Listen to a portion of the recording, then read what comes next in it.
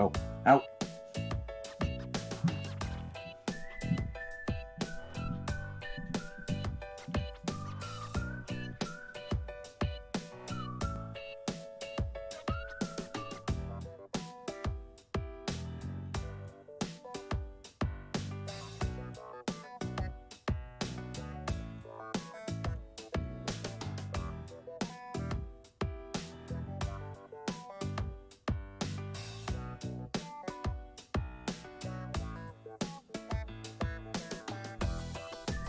Welcome to Talking Jets. My name's Ryan and I'll be your pilot tonight. I am joined alongside our panel. I got Matt O'Leary and Green Bean. Guys, how you doing tonight? Matt? I am doing fantastic. The tank lives on for another week. Boys, we got a pretty good scare, but the drama, I'm eating it up, man, for content. It's been amazing. Green Bean, how you doing tonight?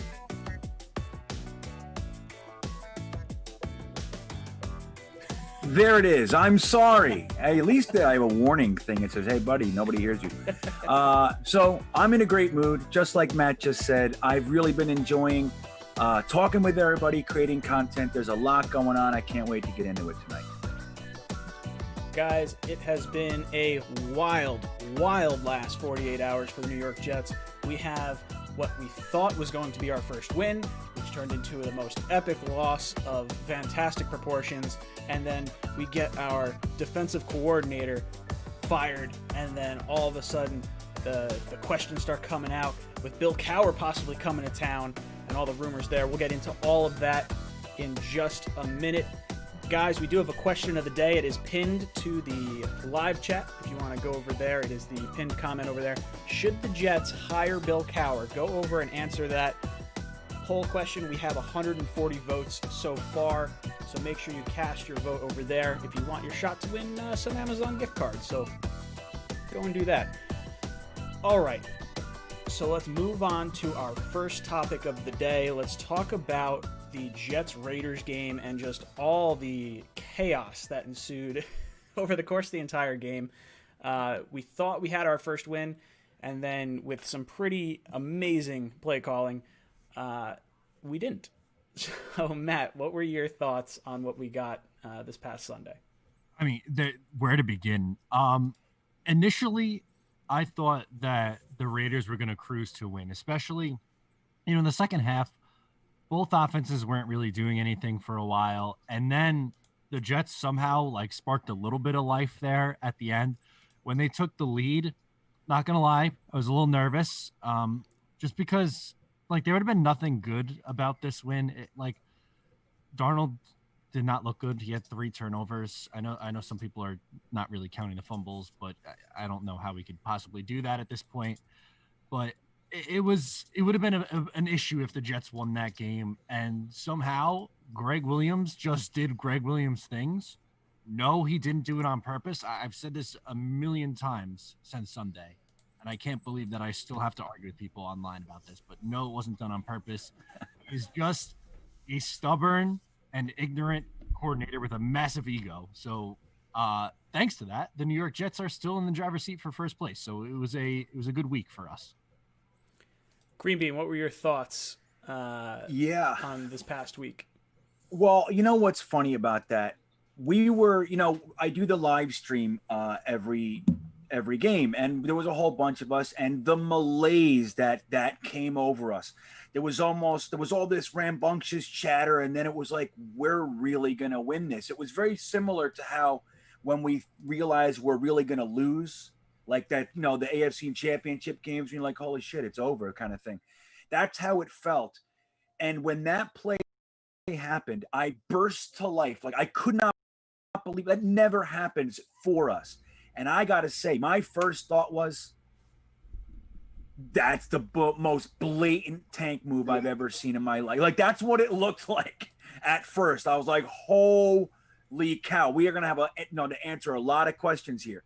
As you roll on, you realize there's just no way, evidenced by the fact that he's fired, right? I mean, clearly this wasn't an agreed upon play call, but yeah, man, I was nervous about it.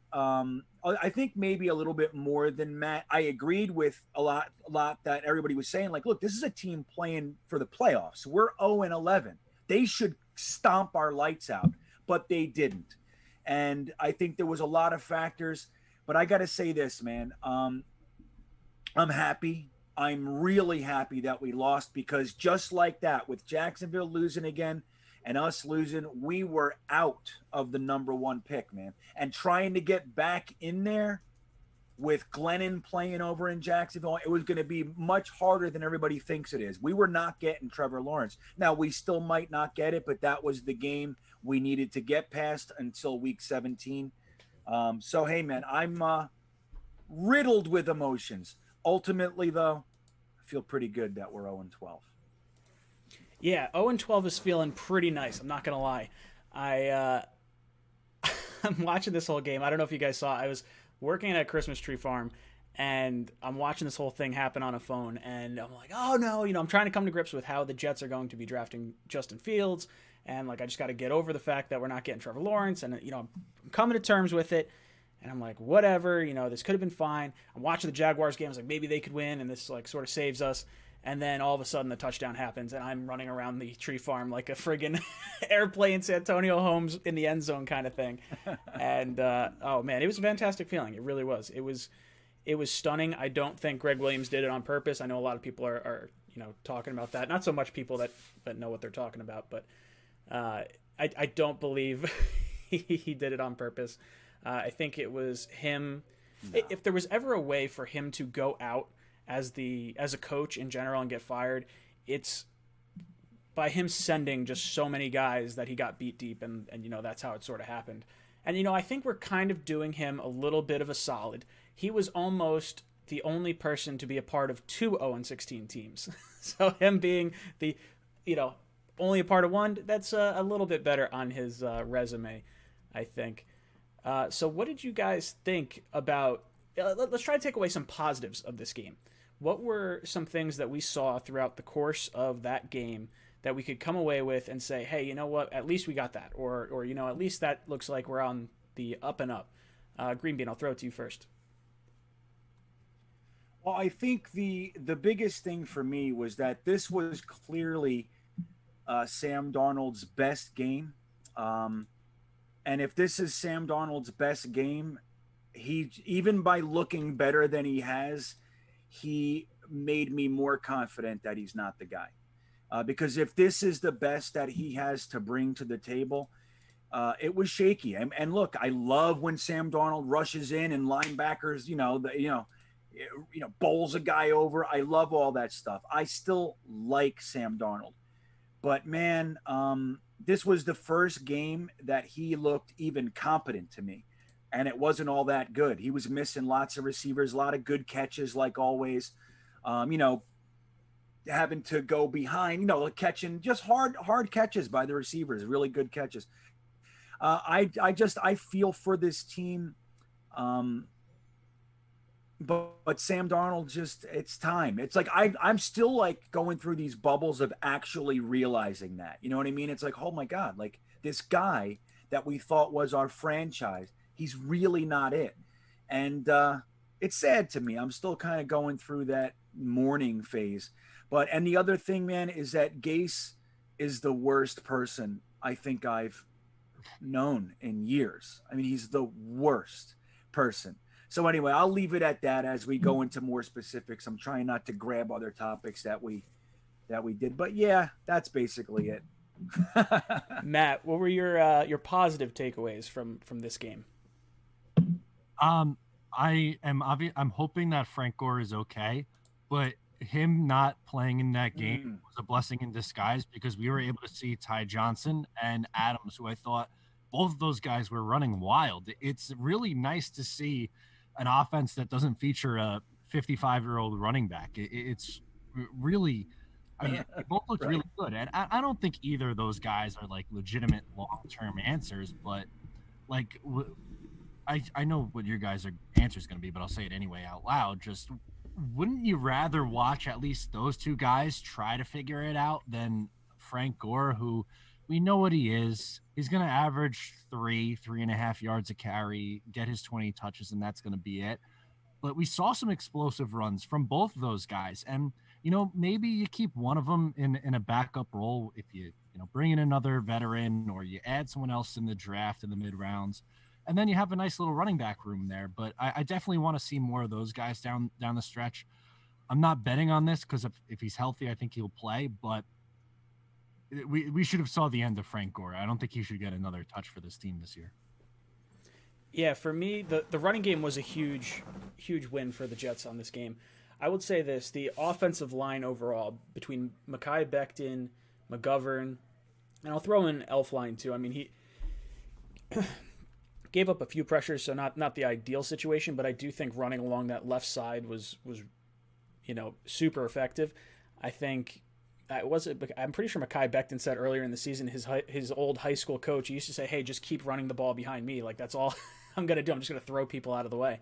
And you could tell that just how it affected the offense overall. You had guys getting open. Sam looked better. I mean, he still had the 3 turnovers, but I don't know. It sucks because if this is considered a good game from Sam, like, I don't know how to really feel about it. I want to get the warm and fuzzies when I see Sam Darnold play. Although maybe I guess I don't at this point. Maybe I just kind of want to break off the relationship as is, and it's not, I'm not wondering what if, like, what could he possibly be? I don't know. That's just my sort of thinking on that. Quinnen Williams, I would say the defensive line, him and Franklin Myers have been absolutely incredible. I'm pretty sure Franklin Myers is second behind Aaron Donald in terms of pressures.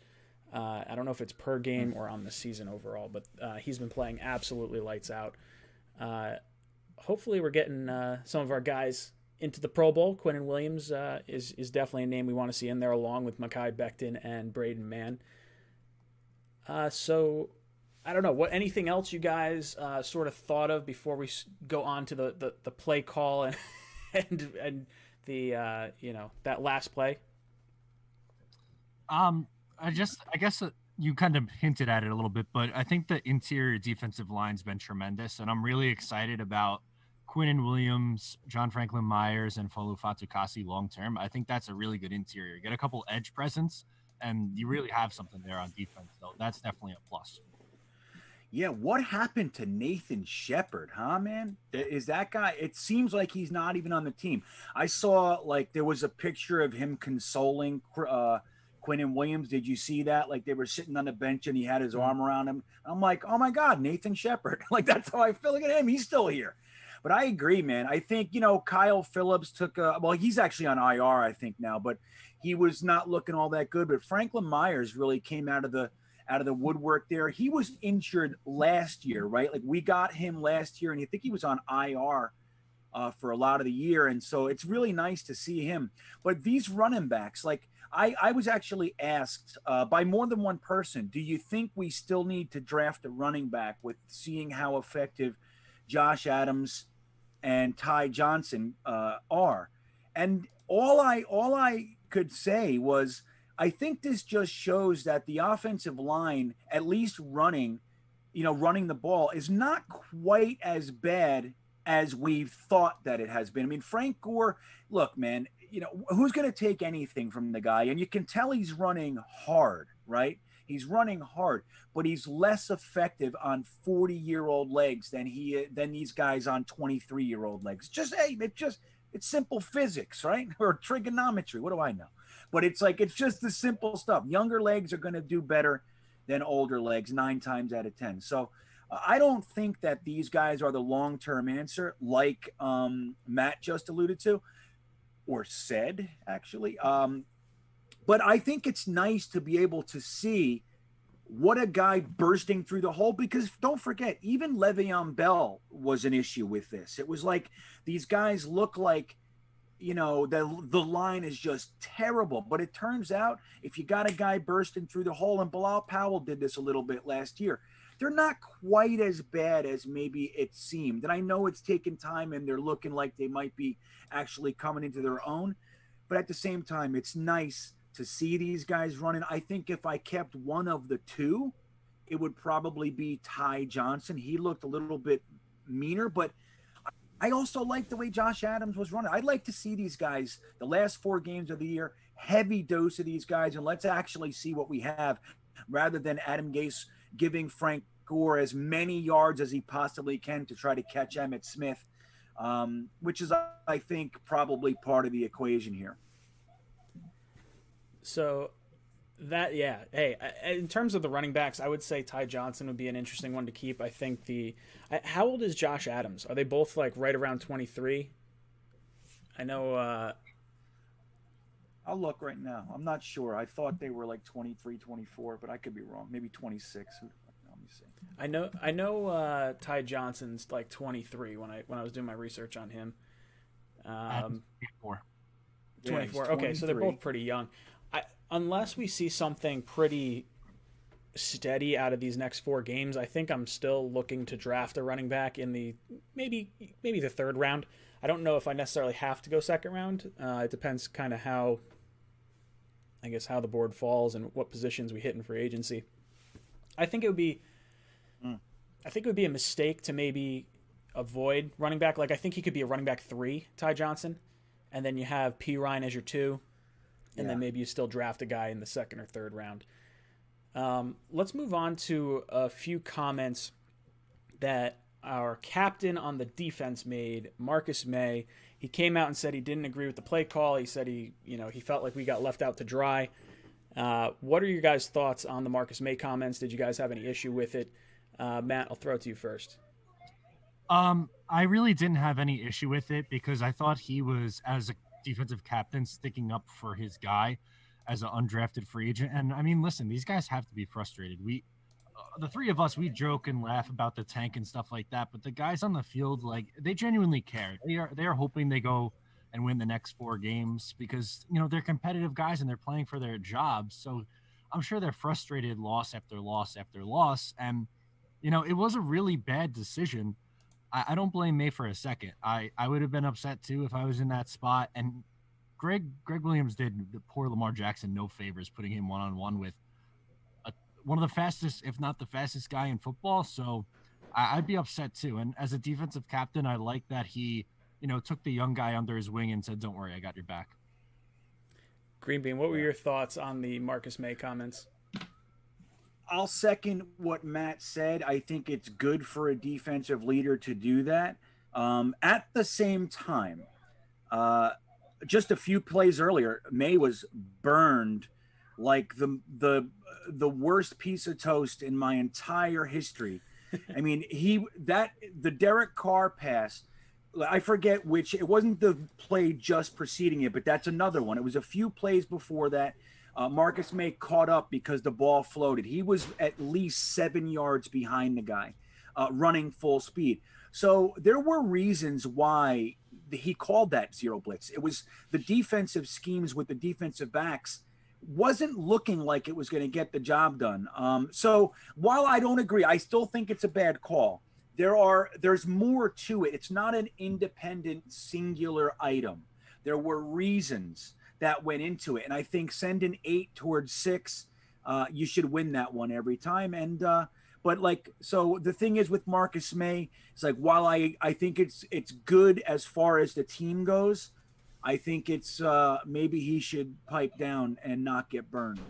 And I don't know. I hate the pot calling the kettle black sort of stuff. So I struggle with that end of it. And that's, but I think he did the right thing because Lamar Jackson needs that, man. He's going to need support. I don't know if you guys saw my video about starting guys before they're ready. And it's like Lamar, I talk about Lamar Jackson specifically. This is the kind of stuff that ruins kids. It's like a play like that he's not even supposed to be out there. We all know that. It's situationally. That's why he's out. He's an undrafted free agent with positives, but he's a developmental project. The fact that he's out there, he was on DeAndre Hopkins, got burned repeatedly, and now he's on Ruggs and blows the biggest play of his career so far. That's the kind of stuff people have trouble coming back from. So in that respect, I think May did the right thing.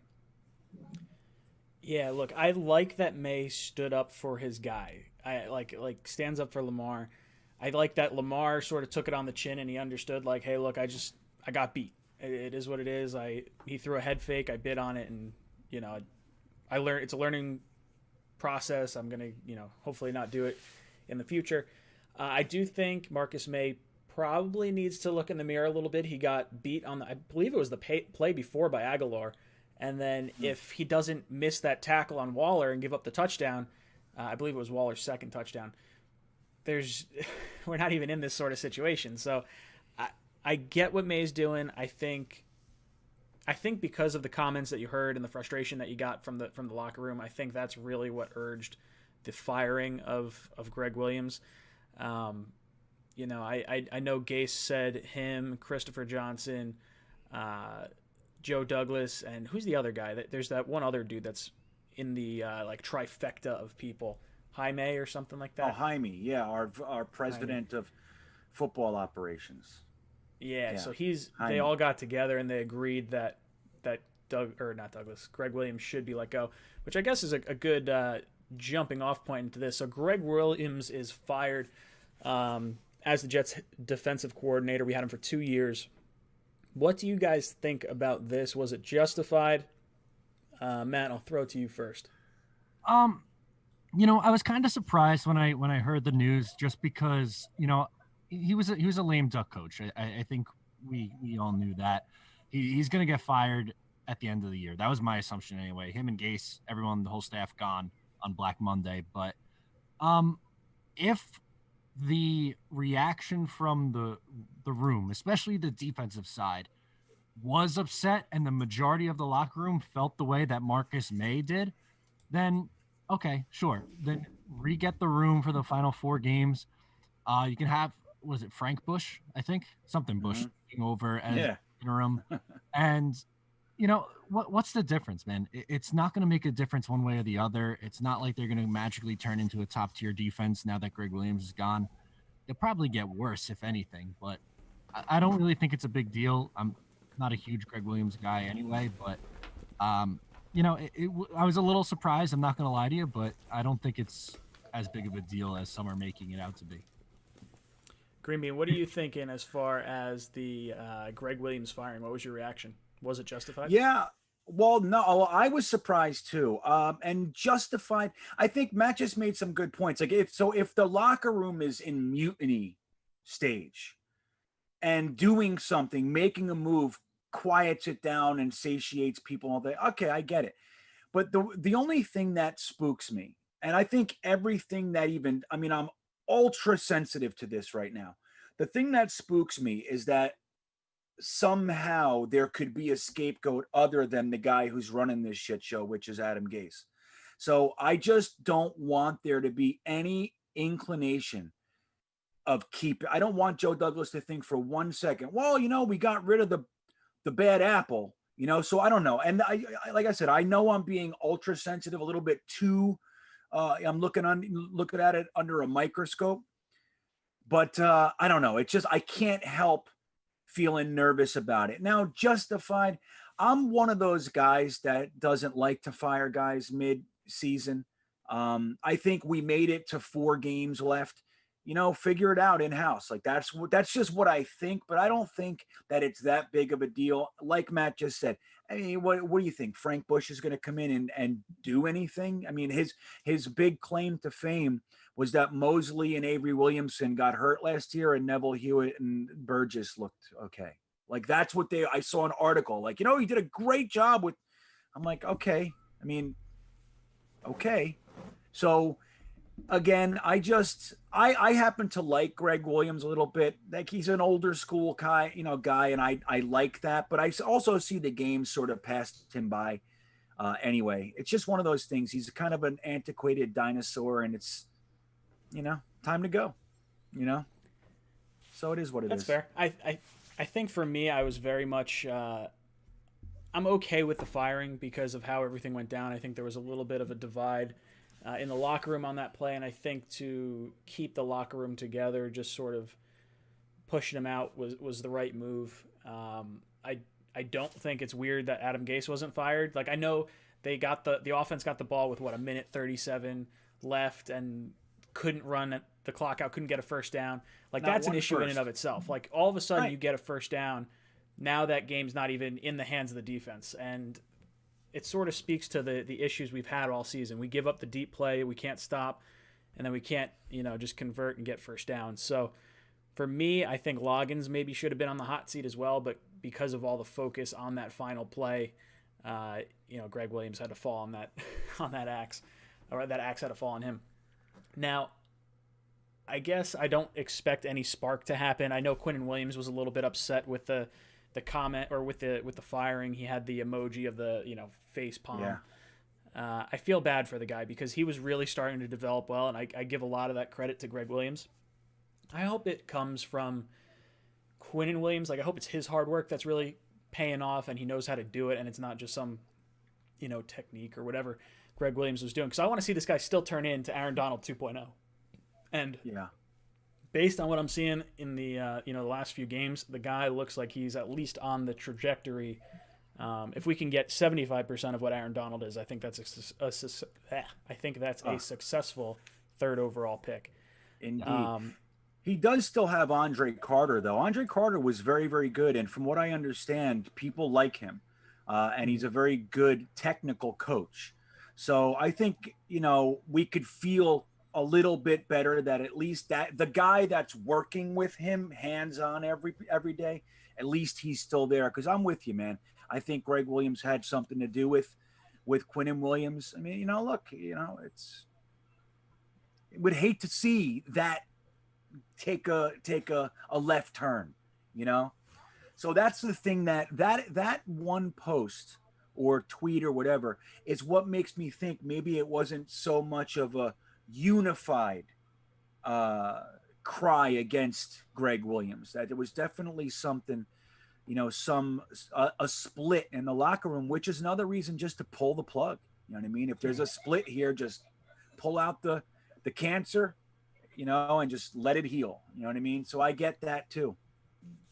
Now, how worried are we that this could be, Adam Gase having his way? He got rid of McCagnon. Now he's getting rid of Gregg Williams. Is there any situation where Tank General Adam Gase comes back for the 2021 season, Matt?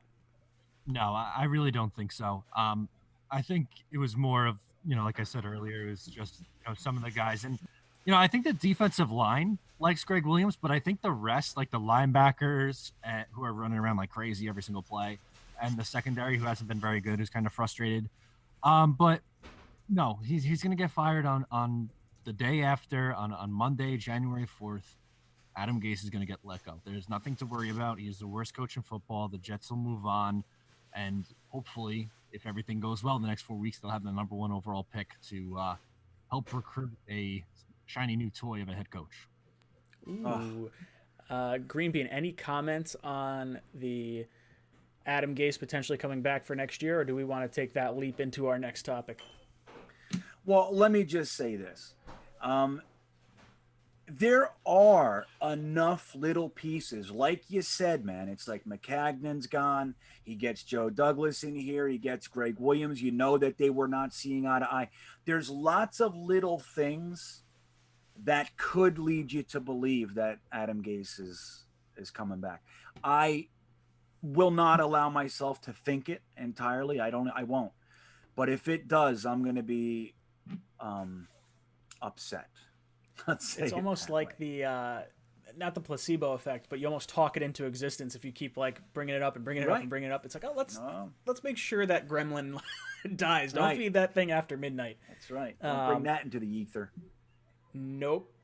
So let's jump into our next topic. Boomer Esiason comes out and starts bringing up comments about how Coach Bill Cowher could potentially be starting to feel the urge to want to go coach again.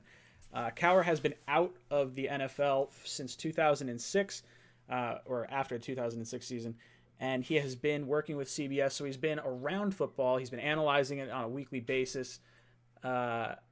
He is a Super Bowl champion. He's got a record of 149, 90, and 1, so a .623 win ratio, or win percentage. Postseason record, 12-9.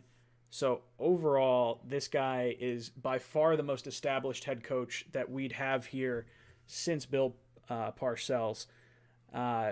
Now, he was with Pittsburgh for 14 years. He went to 2 different Super Bowls. How are we feeling about Bill Cowher? Matt, I'll throw it to you first. Would you bring in Bill Cowher? What are the pros and cons that you're kind of thinking of? Yeah, I guess I fall somewhere in the middle on this because, in my video that I did on it, I laid out the pros and the cons because I think there are arguments to be made on both sides. The good is obviously he is someone who has had a ton of success in this league, is a well-respected guy, takes no nonsense, is someone who can oversee an entire team. Like, there's a lot of good that goes with Bill Cowher. The thing that scares me is he did not like to throw the ball at all. Ranked 32nd in attempts 2 out of the 3 years with Roethlisberger as the quarterback. In his third year, he finally started to let Roethlisberger throw the ball a little bit. So my point is, I think he would have to significantly adjust by how he was doing things in the late 90s and early 2000s. I'm not saying it's impossible, but I just don't think he can come back and try to run it back like it's 2004 all over again in today's NFL and expect it to be successful. So yeah, if he's going to come in here, bring a young offensive coordinator and play 2020 football, sure, let's do it. But if we're going to try to run the ball like crazy, like it's 2002 and have Trevor Lawrence throw 19 times a game, then no, I don't want that at all. All right. Green Bean, what are your feelings towards the Bill Cowher potential hire? know, I gotta say, I'm liking this Matt O'Leary character more and more every time I listen to him. He's, you have the ability to be in the middle there. Where I've always, even if when I try to be in the middle, I end up arguing with somebody because I'm so extreme on one side. I don't even know how I got there. I'm like, no, screw you. But yeah, but I actually agree a little bit with that. I find that I'm in the middle too. And let's open this can up a little bit if we can. First, let me say that I think this is just a story that Boomer Esiason probably just got into a conversation with Bill Cowher and said, oh man, what if this? And just said, hey, this could happen. And because he knows the Jets fans are probably the most reactive fan base in the NFL. If not, we're top 3. So you're going to get a million clicks and tweets and all kinds of coverage and all that sort of stuff. So that's the thing. I don't even think it's real. Number one, that's I want to make sure that I say that I don't believe it. Number 2 is this. Bill Cowher was one of my favorite coaches when he was coaching. I always used to say things like, why can't the Jets ever get a coach like this? So I liked him. His track record is undeniable. But the last time he coached a game, we were still using Motorola Razors and Nokias. Text messages were done by pressing numbers with the little coinciding letters on it. That's how long it's been. He left before the first iPhone came out, everybody. Okay? So now, yes, he's been in the, he's in the field, but make no mistake, it's very, very different.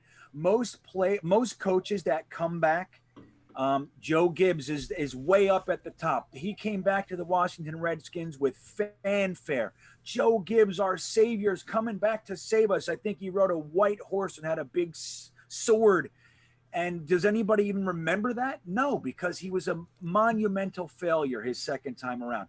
Now, there is Dick Vermeil. Dick Vermeil came back after even a longer stretch of time. And we know he brought the Rams to the Super Bowl after bringing the Eagles to the Super Bowl in the 80s and all that. So it can happen. But I think a really good gauge is John Gruden. So John Gruden has been gone a similar length of time. Now, do you think John Gruden's doing a good job, or do you think John Gruden's doing a bad job? I think he's piss poor drafting, him and Mayock. I don't happen to think their drafts make much sense. Again, I'm just me. And they barely beat the 0-11 Jets. We needed to fire our defensive coordinator. It was such a tragedy. So is Gruden, I know some Raider fans, they hate him. They think it's going to be a huge failure. They're going to waste 8 years of their lives, and he's not going to get him anywhere.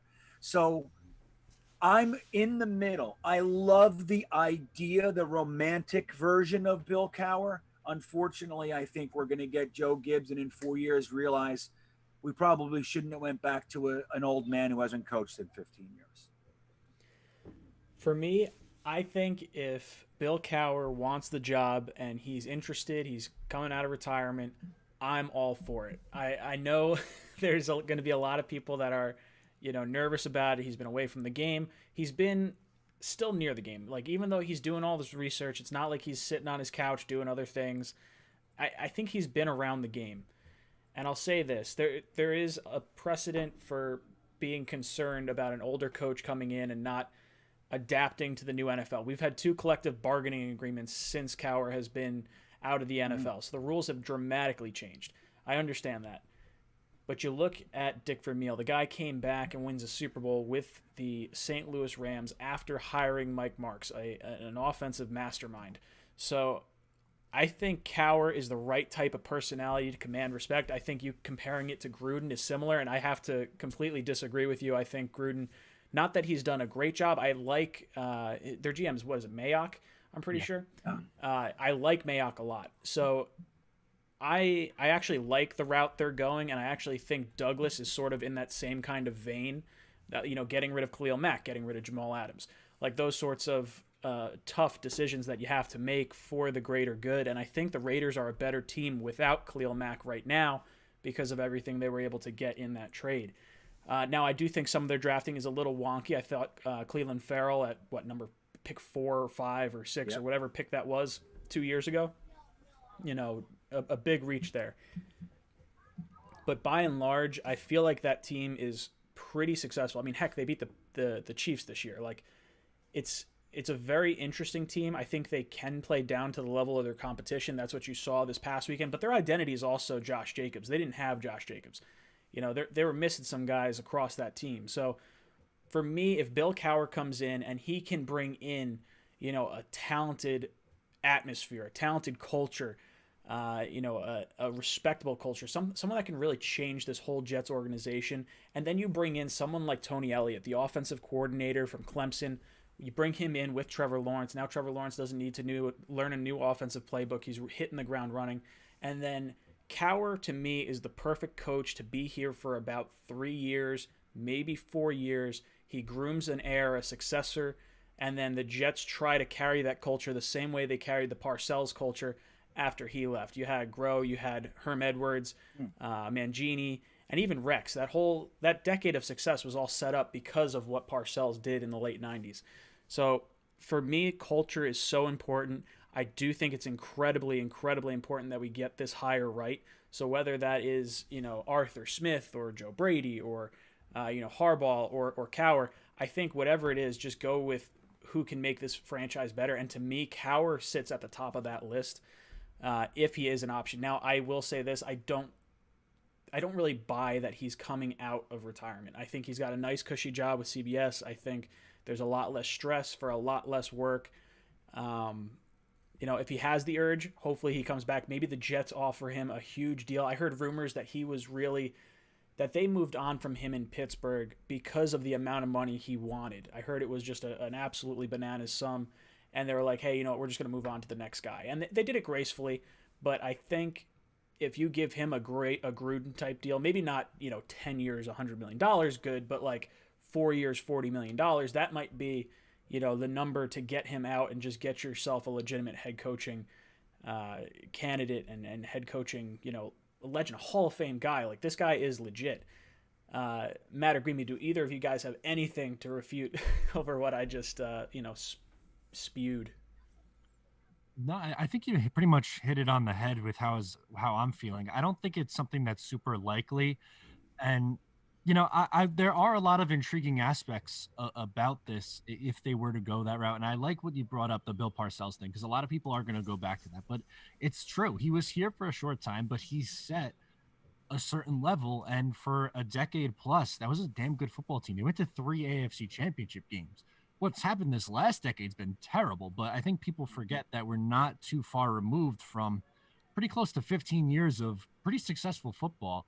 So if they are to go this route, I definitely think they need to, at minimum, bring in a offensive mind, like a forward-thinking offensive-minded OC, a younger guy who's a little bit more forward-thinking.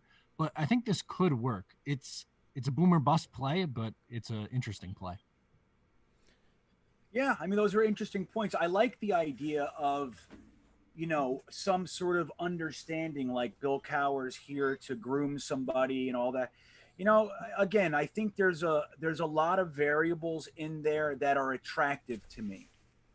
But I'm a big believer in Occam's razor, which is, you know, the simplest explanation is usually the correct explanation. And the guy's been out of coaching for 15 years, and we're the New York Jets. I struggle with the idea. I love it. I mean, like I said, I love the idea of Bill Cowher. I have a hard time believing he's interested, and I don't know. I have a hard time believing it would work for us. But I love what you said, though, Ryan. That was good. You had me. I'm in. If that's the way it goes, I'm in. See, that's just it. I could sit here and I'm like, I don't know. I'm watching all these candidates, and like Jim Harbaugh is every day that I'm like sort of thinking about it, and I'm on the Jet Nation forums and I'm reading about it, and I'm just like, you know what?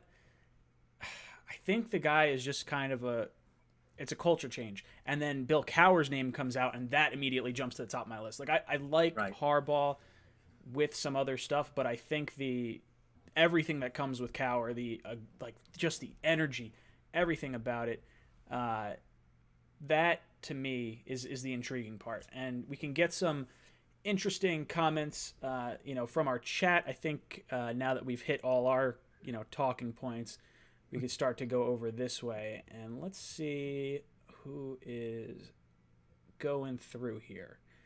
Guys talking about Tony Elliott.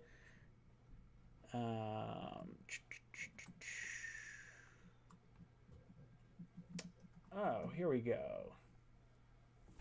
All right.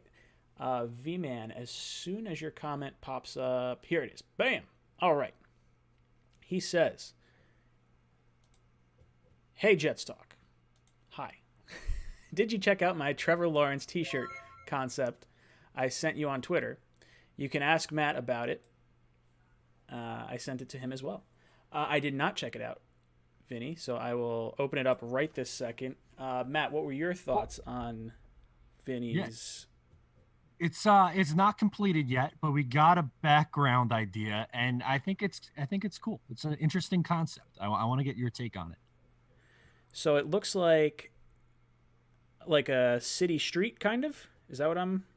Yeah, and then, Tribeca Trevor is going to be there somewhere in the middle. Okay. I like it.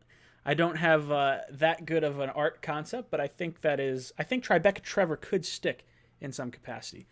I'm a big fan of the King of New York, and like having like a golden lion's mane or something like that. Like that's who I think when I think of Trevor. That's my I don't know, my my hope as to where this all sorts of ends up. Greenbean, what do you think about a Tribeca Trevor t-shirt? A Tribeca Trevor? Well, I can't see it. You guys, I get the distinct feeling like you guys are seeing stuff I can't see. I'm looking, but I can't see it. Are we allowed to show it? I don't know. Yeah, somebody What was sent that? it to me. Are we allowed to show it on camera? Yeah, I mean, yeah, we can show it on camera. Let's see if you can. Let's see. I don't know if you'll be able to see it. It's probably going to be too. I'm going to change the focus. Big white square. I love it. Big right square.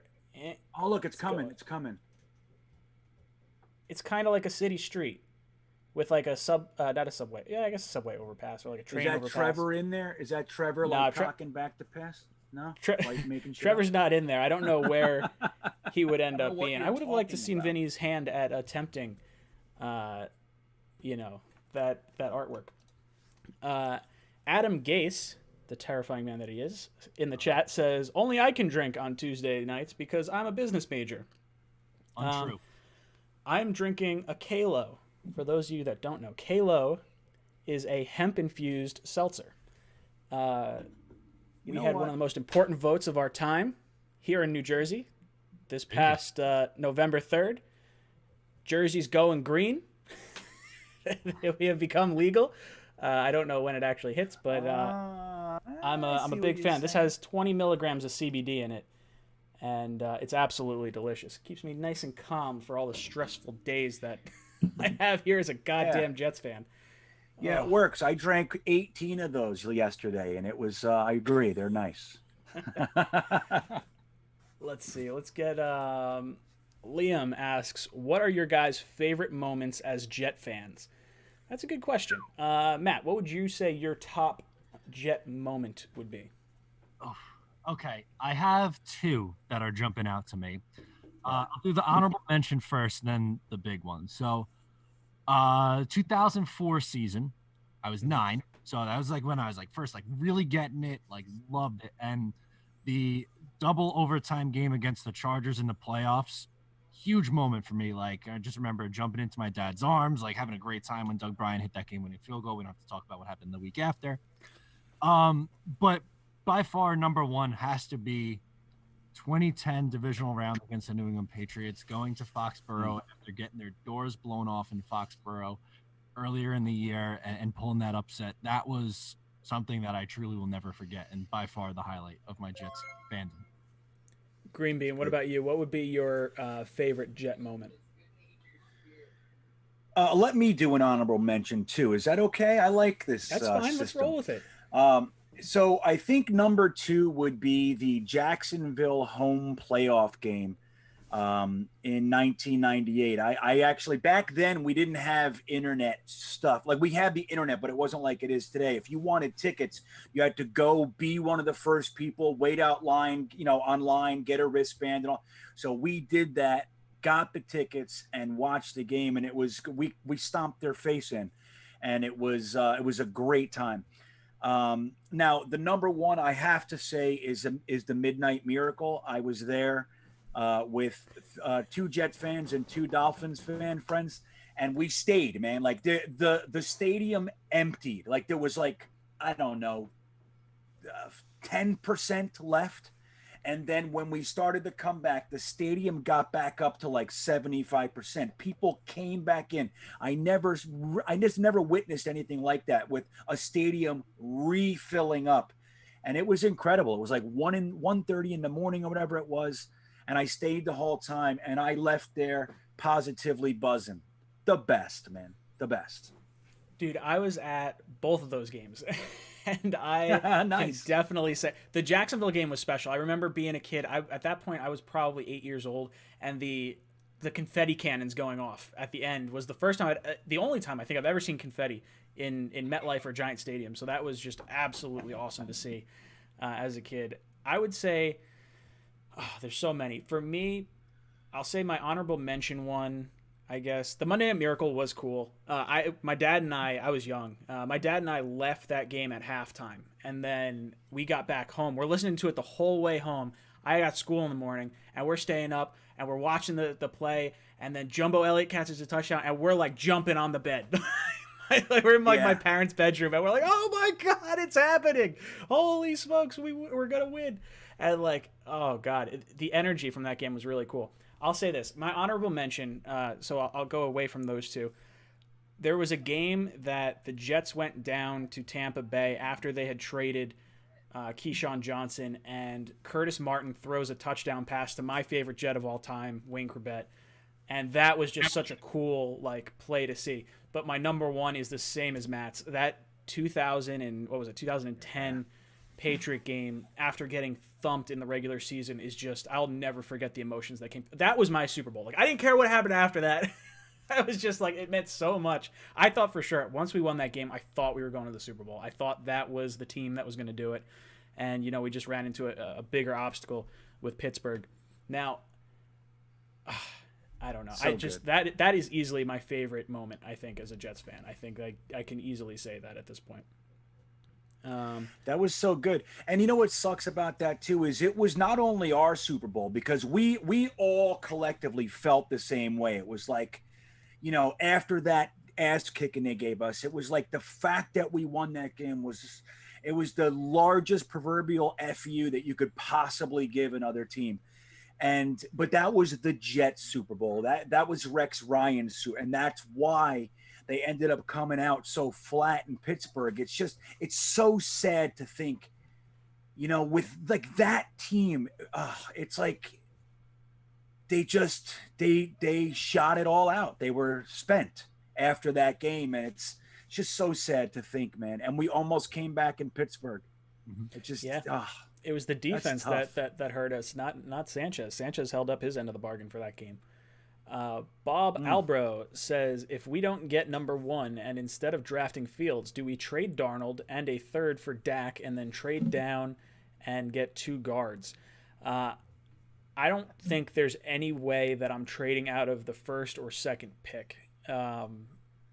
There is a thought process that I think you could have where you're like, hey, Dak is a proven guy. Like, if you really don't like Fields, if that's the decision, I don't think it's going to be. I think we're going to take the cheap rookie contract. But if the decision is we don't like Fields and you're sitting at number 2, I think I would look to trade with Dallas, let them get up and get the quarterback. But you're going to have to make the decision on Dak. Are they going to franchise Dak and then try to trade him? Are they just going to let him walk? And then if they do try to trade him, what is he worth? Because I don't really want to give up picks for Dak. I'd rather just take the rookie quarterback. It's an interesting thought. Matt, what do you think about trading out of number 2 if we don't get number 1? I wouldn't do it, and that's no disrespect to Dak. I think he's a good quarterback, but coming off an injury is scary, and you're going to have to pay him a ton of money. And I just think you can get really good value of a quarterback with a 5th-year option on a rookie deal. I don't think there's any better value in sports than a quarterback on his rookie contract. And, if you don't like Fields, which I'm not saying I don't, but I also really like Zach Wilson too. So I think there are 2 very good options for you right there at number 2. And I think that's the play. I'm sorry. Again, I like Dak, but you're going to hamstring yourself by giving him $40 million a year. And when you could have someone making, pennies on the dollar at the most important position in sports, it doesn't make sense. Green Bean, what do you think about trading out of number 2? Well, let me, as far as the Dak piece, that's just a story made up by some crazy ass guy um, looking for clicks, I think. But it's like, there's no way in hell, like you guys are saying, you trade for a guy who turned down $35 million last year. So he wants more than that. And that just horrific injury. It's way too scary to give up the finest piece of capital you've had since 1999 or whatever it was. You know what I mean? So that's number 1. Dak Prescott for that first pick, or that if it's the second pick, no way in hell. If I get back to number 2, I trade almost 100%. Because here's the truth of it. I happen to like Justin Fields very much, but I don't think he's the kind of quarterback that I would personally put all my ducks on. Like, I just wouldn't do that with he's very raw to me. But I happen to like Mac Jones. I happen to like Kyle Trask, and I happen to like Zach Wilson a whole bunch. Now, Trevor Lawrence is far and away a different thing. He's a different animal. But I happen to like the other guys in the draft class better currently than I do Justin Fields. So I would absolutely trade back. You're going to, maybe somebody trades up and takes Zach Wilson out from you or something like that. But I think if you lose Zach Wilson, you take Mac Jones or you take Kyle Trask, and you use all the capital to build around them. And I think that they would do fine in that capacity. So that's, if I get back to number 2, I trade it. I really hope this isn't a discussion, and I hope we just get number 1 and we can all be on the same page and we're taking Trevor Lawrence. It's the first time our fan base is all in consensus on something. Greg C says, what do you fellas think about the Jets getting Wentz if the Eagles part with him, and if we got the number 1 pick, trading back to stock up the war chest of picks? I'm pretty sure Carson Wentz. Let me pull up his contract right now. I'm pretty sure it's like 2 years, $50 million or something. Yeah, they can't trade his cap hit because it's going to cost them a ton of money in dead money. So, yeah, what is it, Matt? Isn't it like 50 million? It's 50 like, in the first year and like 29 in the second. It's something that's $80 million. It's something preposterous. I don't remember off the top of my head. So, actually, if they trade him, am I reading this right? Hold on, let me just confirm this. Dude, that's insane. If they trade him, they go from 88 million. Oh, so they can trade him, and they lose about $800,000 off this salary cap, and then they'll gain a bunch after it. So it does kind of work out in their favor if they wanted to do it. If they'd have to get something good for him, though, I would think. Either way, I'm not touching it. I do not want Carson Wentz at all. I think he's not a very good quarterback. I think maybe I shouldn't say he's not a good quarterback. He plays well. He's just inconsistent. So I would say a team like the Colts might be a better landing spot for him. Moving on from Phillip Rivers and bringing in Carson Wentz. But I would not take on Wentz to give up on Trevor Lawrence just to get the picks. Matt, what do you think? No chance. The Jets already have a broken quarterback in Sam Darnold. I don't want to sign. Right. Green Bean, what are you thinking? I think Matt's funny. Right. We already have a guy that's failing in our capacity. Like, these guys are already past the rookie contract and they're failing at that level. They earned the big contract, and it's arguable that Wentz didn't, but he got his big contract. He's making an exorbitant amount of money and he's failing. He was just benched. Where is the attraction again for this guy? Dak Prescott, he just turned down $35 million and has a compound fracture in his ankle. Like, dude, I mean, he might never be the same. You know what I mean? Maybe he does. I'm rooting for him. I really am. But I don't see where the attraction is to these guys. I don't even see where this is real, right? It's like, what is this? It's amazing.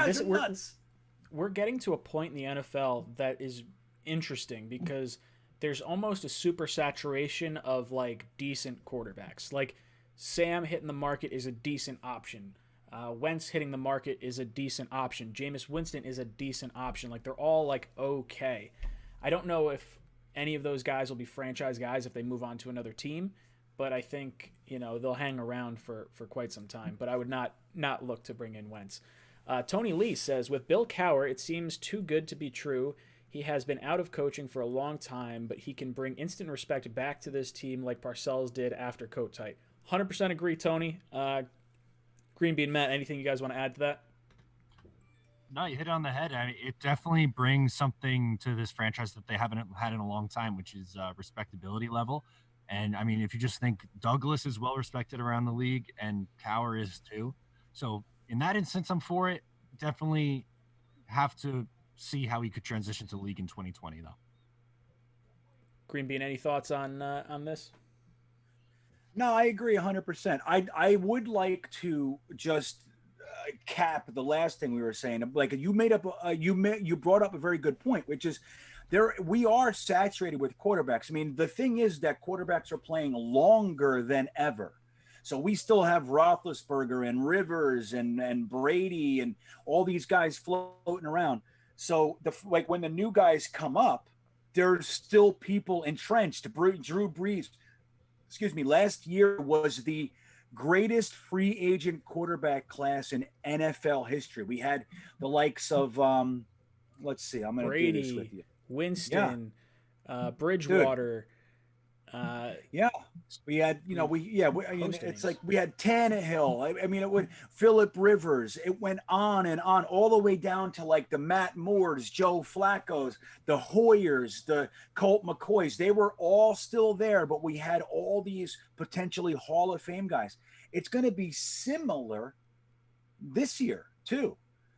So it's like, it's really crazy. So when you're talking about, trading for a guy like Dak Prescott or Carson Wentz, it's no longer a landscape where you have to take the only available quarterback. It's like, it's just not that way. And we have 5 quarterbacks coming in this year, including Trey Lance, who I forgot to mention before. These are good quarterbacks, man.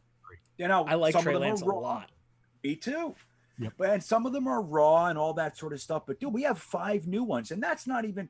There are more. The guy from Oklahoma or Texas A&M. I mean, so there's more in the 4th round, 5th round. There's going to be a whole bunch of new guys, but there are 5 legit quarterbacks coming into the league, and Tom Brady doesn't want to leave.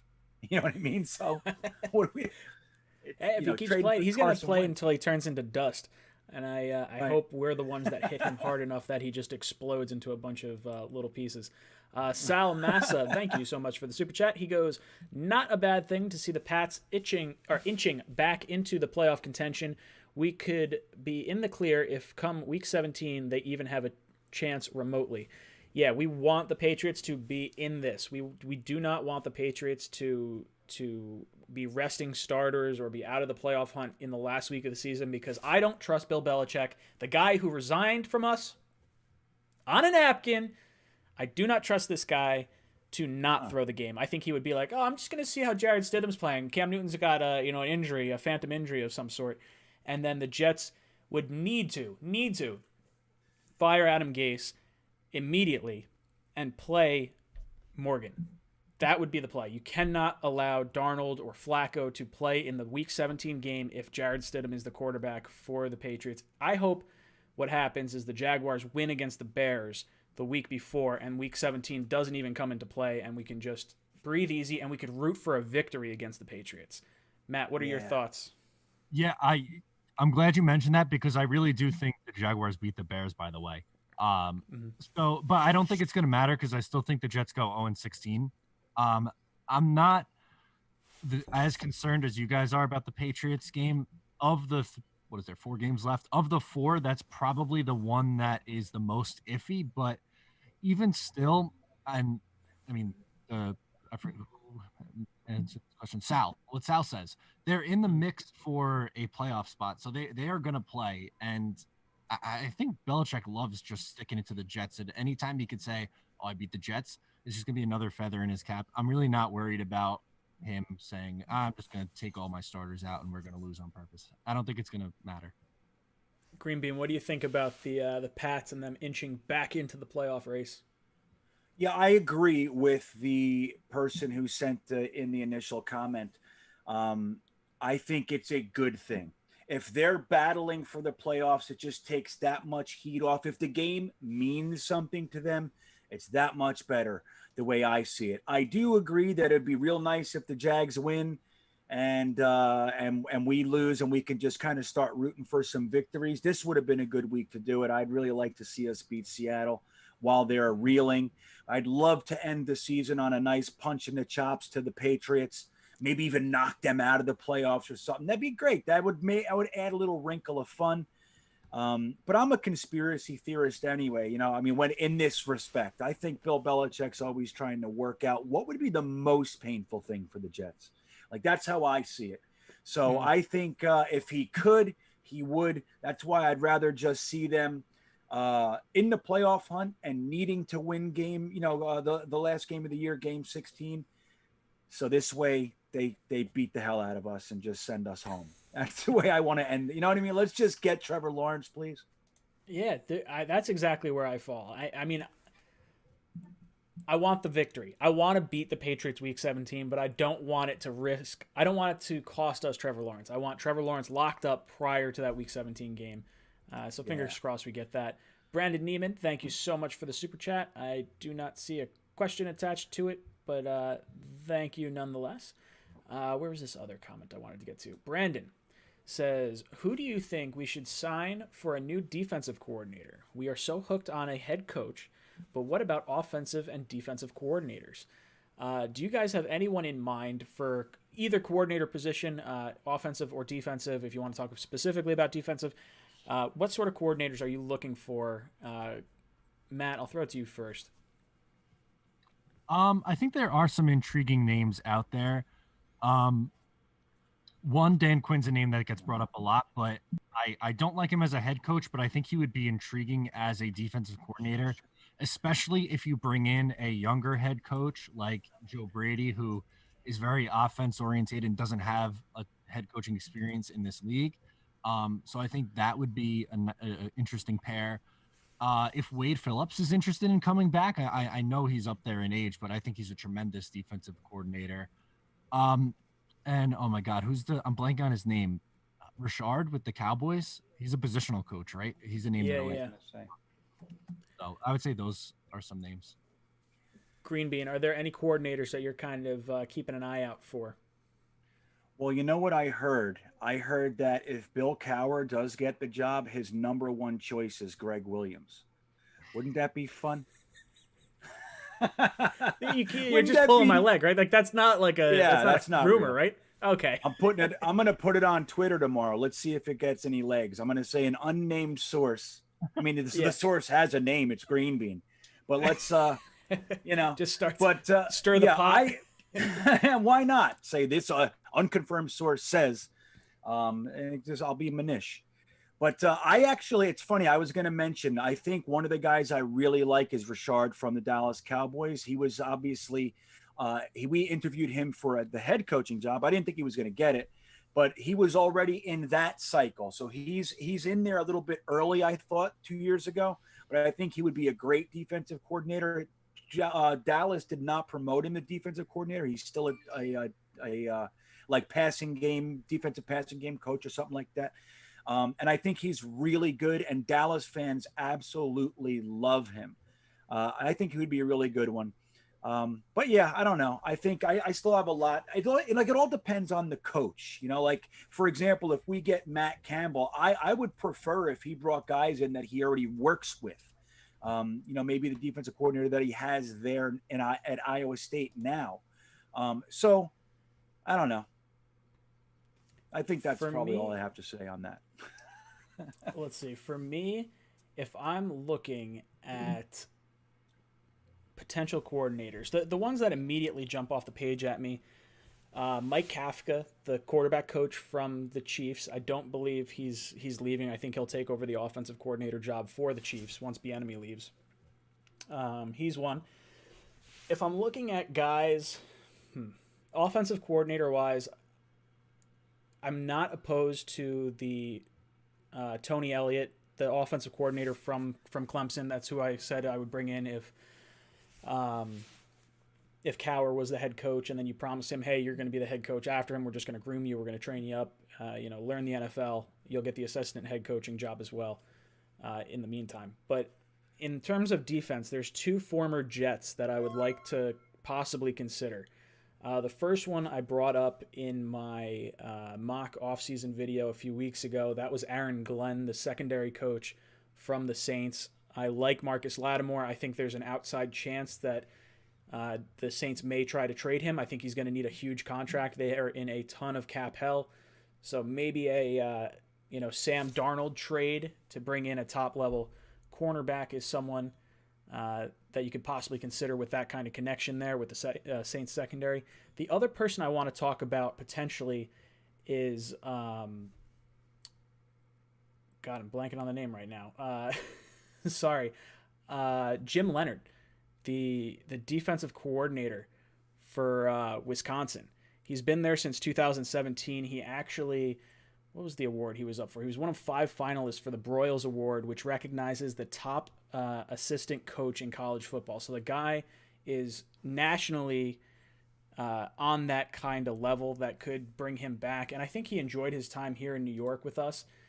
I would love to bring him back in just to bring in a familiar face, but really whoever the head coach is, I think I just want them choosing their next guy. I don't think I necessarily care one way or the other. What do you guys think about bringing in a former Jet defensive player to be our defensive coordinator? Sure, let's do it. I like Jim Leonhard a lot. I think that'd be an intriguing one, and Aaron Glenn's not a bad choice either. I think he's done a good job with that secondary over there in New Orleans. Green Bean, your mic is off. Yeah. So sorry, I sniffled before. I didn't want to bother anybody, so I forgot to undo it.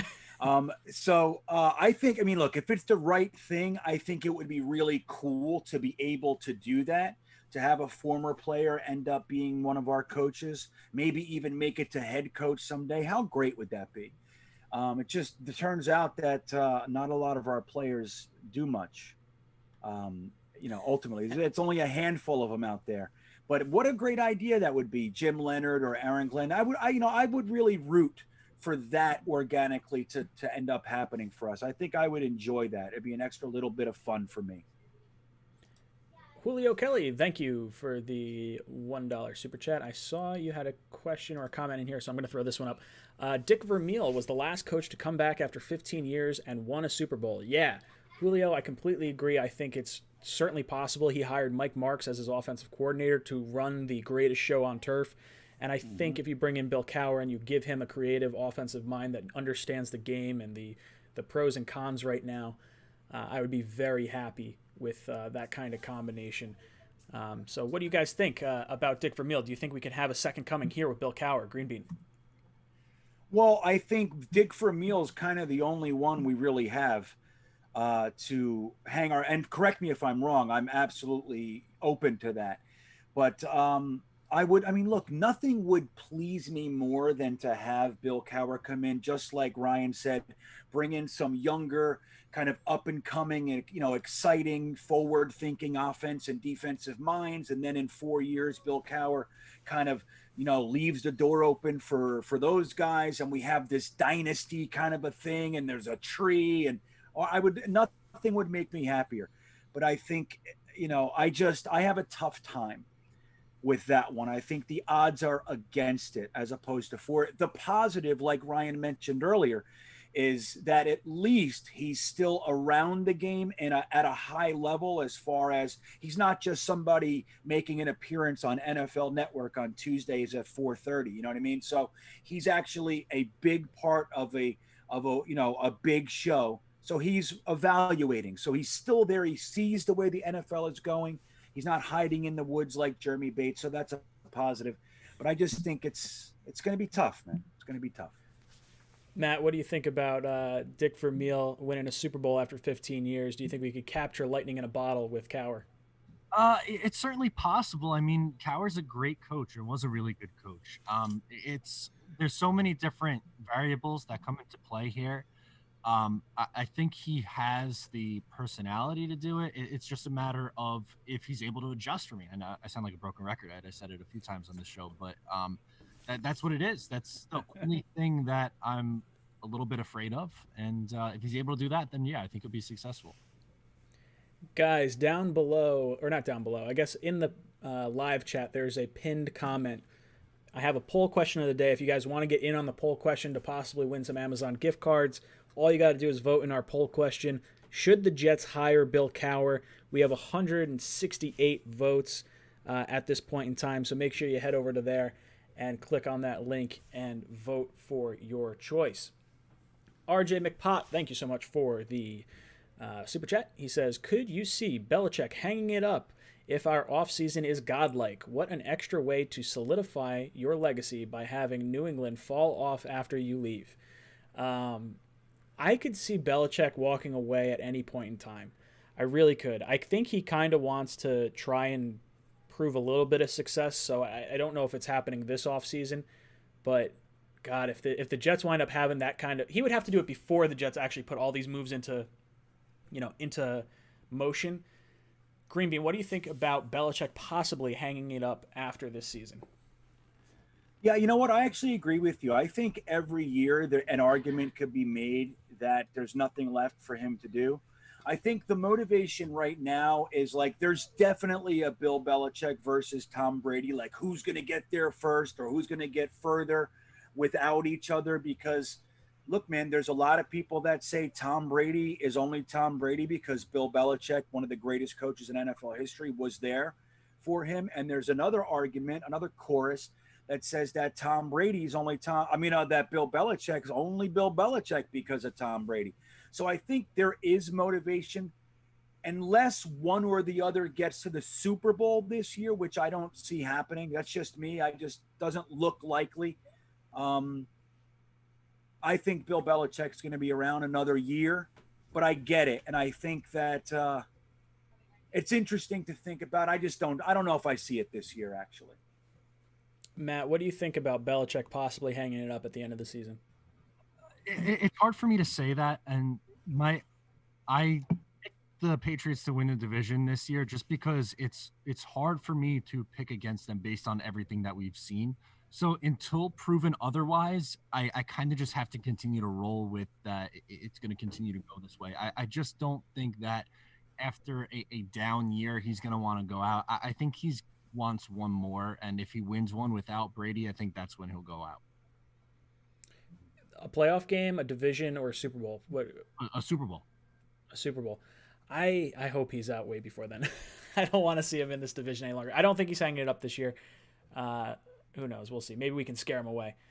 Shake and Bake says, "Who are the top 5 picks in your opinion in terms of order?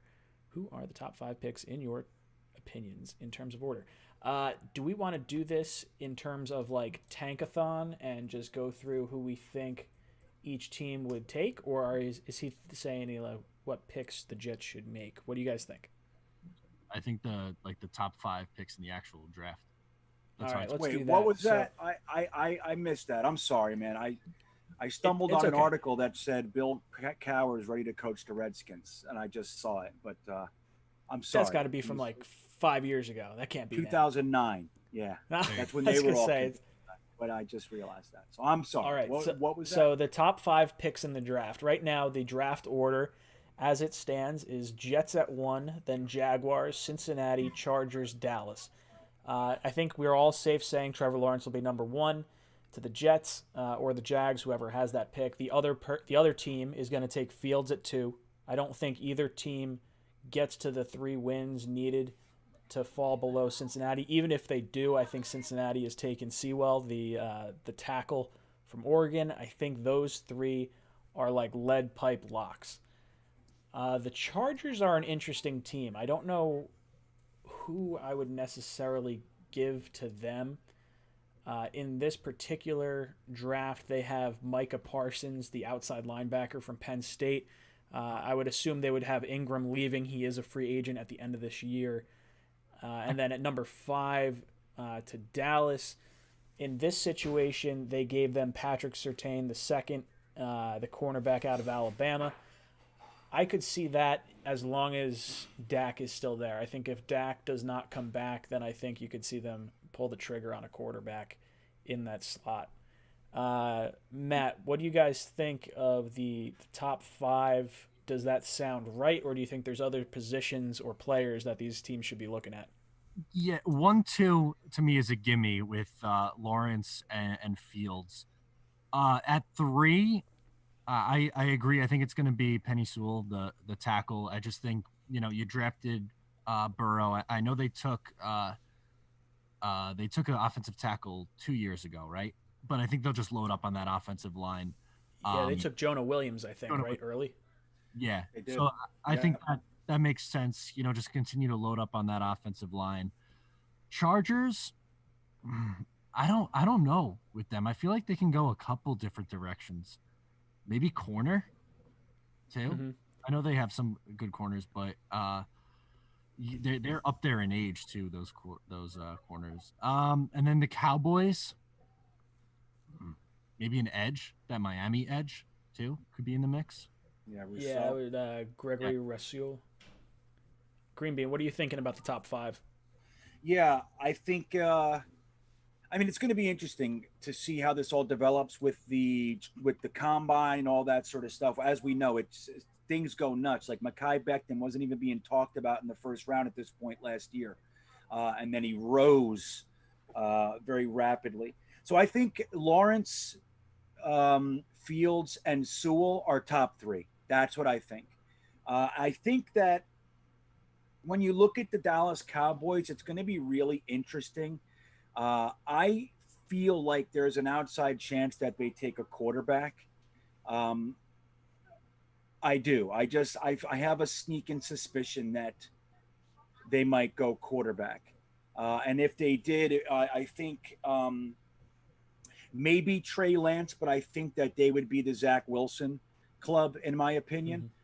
So there's that. And I also think the Chargers, I like them for, I'm just saying, Rousseau. I hope that's the way it is. I'll probably learn I'm wrong later. That's what I've been saying. So I think the Chargers going with an edge rusher, it makes a lot of sense. I could also see them thinking, hey, we gotta do everything we can for Herbert. So I could see them grabbing like the top receiver, whether that's Bateman or Chase. I could see that. So I think that's probably, I'm going to commit. Right now, I'm going to change my mind tomorrow, but I'm going to commit and say Dallas takes a quarterback. The Chargers take an edge. Is that 4 or 5? What I do there? Oh, no, that's right. Yeah. All right, good. No, you got all 5. That's what I got. That's pretty Yeah, solid. thank you. Mike G says, you think Cowher and Joe Douglas would have a power struggle? Who would be in charge? I do not think there would be a power struggle. I think the comments from Boomer yesterday were that Cowher really likes Douglas, and I think they would work hand in hand with one another. And I think especially if Cowher's coming in and he realizes he's here to reset the culture, he'll work with him. He'll help continue to build that. Maybe he goes into some type of back office role, like special advisor or something like that eventually at some point. But I don't think there would be any sort of power struggle between the two. Besides, they report separately to the owner anyway, so I think that's sort of how they would nix that. Matt, what do you think about Douglas and Cowher? Do you think there would be any power struggle? I don't think so. Like you said, I think they would be more of a tandem than a struggle. I think they'd work together, and I don't think he would come back just to override Douglas. I think the only reason he would come back is if he trusted Douglas and respected him and how he was building this thing. So I don't really look at it as Cowher's a guy who would come in here and cause a riff. I don't think that's really his MO. Green Bean, what do you think about a potential power struggle between Cowher and Douglas? No, I mean, Cowher worked very well with his GM in Pittsburgh. Let's not forget, Bill Cowher wasn't one of those guys that demanded full control. Kevin Colbert, he's still the GM in Pittsburgh. So they were there together. They had a great relationship, if I remember correctly. That's what I feel like I remember. So I don't see it as an issue at all. I think Bill Cowher is one of those coach. He doesn't, he's not buy the groceries kind of guy, So I don't see it. Shake and Bake says, does Marcus May walk in free agency? If he does, should the Jets draft a safety at a premium pick? I'll say this. I don't want to draft a safety at a premium pick. I don't know what I would do. I do think Marcus May walks away at the end of this season. I think he winds up going to either Tampa Bay or Miami. I think he's a Florida guy and wants to go back there. I think he's sick of the losing. I think he was a little hurt when we traded away Jamal Adams, his buddy.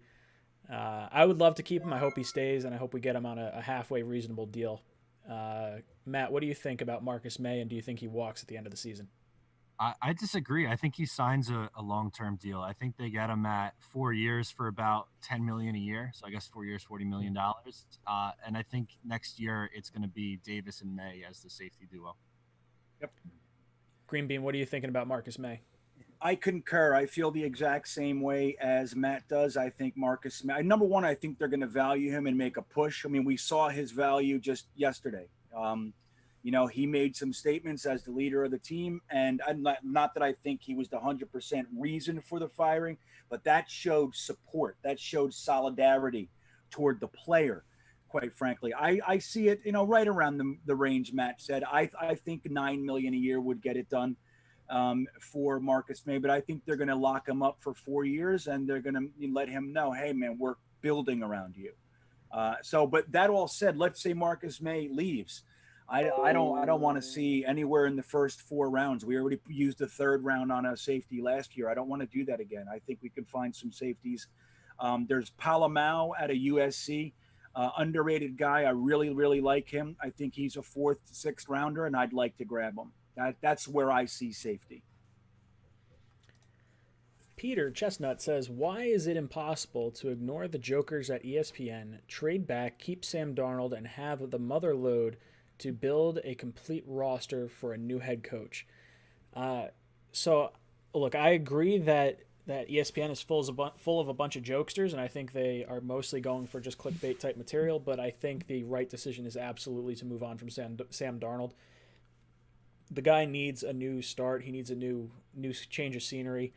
The rookie contract's really the issue, and you don't want a divided locker room either. Like, I think you're going to draft either Lawrence or Fields. You're going to roll with that rookie contract because the new head coach coming in, look, Sam was not, this head coach's selection. He wasn't this GM selection. Yes, they did come here. Adam Gase and Joe Douglas both came here for Sam, and I understand how that could look attractive to a potential other head coach, but I think you got to move on from Sam. I mean, heck, if you could only get a 7th-round pick, I'm still moving him. I'm not keeping him as a backup. You don't want some sort of situation where Trevor Lawrence or Fields has a really shaky start and Sam Darnold starts, we start hearing the rumors and the divided locker room and whatnot. Or, God forbid you put Sam in and he starts playing well, and then you're like, oh God, now if we trade Sam and then Fields or Lawrence looks bad, now we look like we have egg on our face. I think you just wipe the slate clean. You give Sam his fresh start. You get whatever draft picks you can, so that way you can move on and draft some guys in the draft. And yeah, that's sort of my thoughts. Matt, what are you thinking about possibly not trading Sam Darnold? If Darnold was playing well and they were losing games 38-35 every week, we could have this conversation.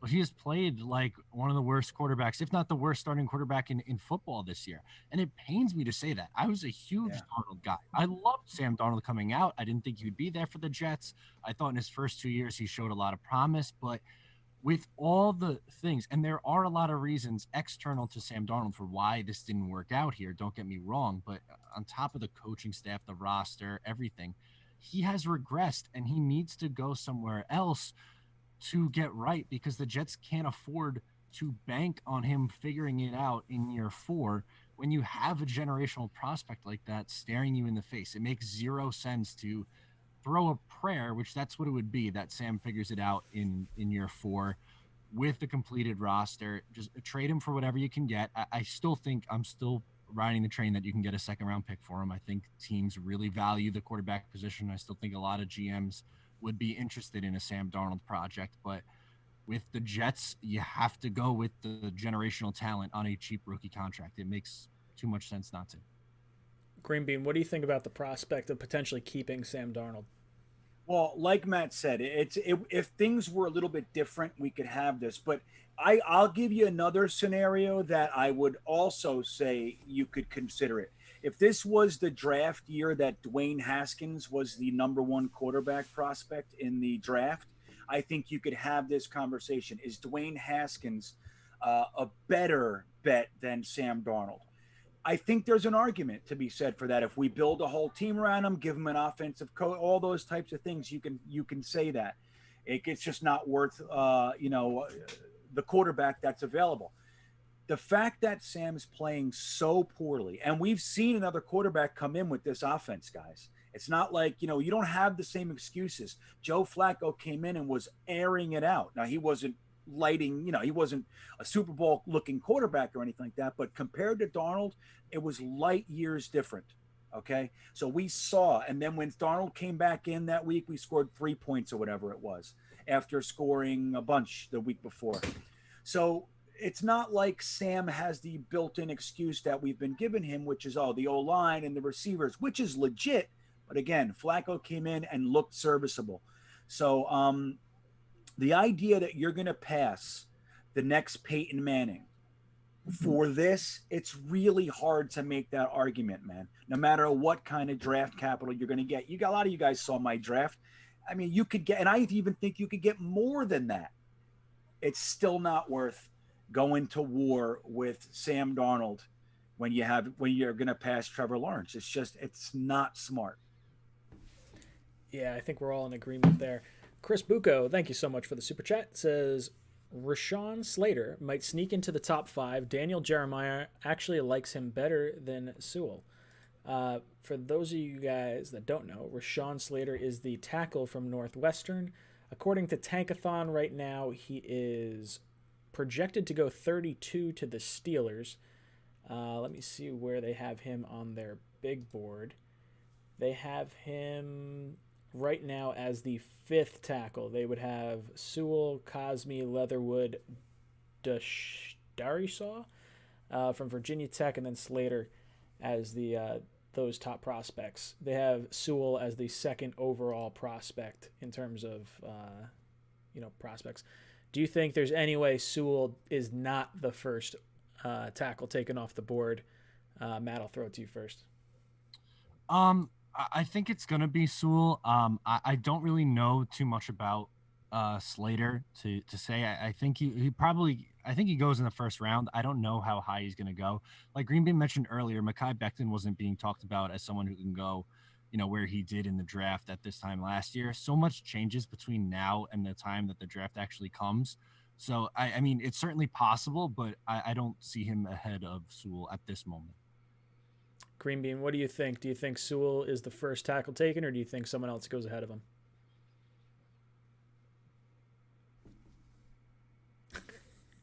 So what's wrong with me today? I think I might be broken. So just like last year, right around now, Andrew Thomas was the consensus number one tackle in the draft. And then we saw Wirfs and Wills and Becton and all these guys went up and down and all around. But Andrew Thomas, right before the draft, he slid to like fourth or fifth for a few minutes. But what happened? He ended up going first. I think that's the same thing that's going to happen this year. Sewell's going first. In my opinion, a lot can change, but I don't see it. I mean, the guy is so dominant.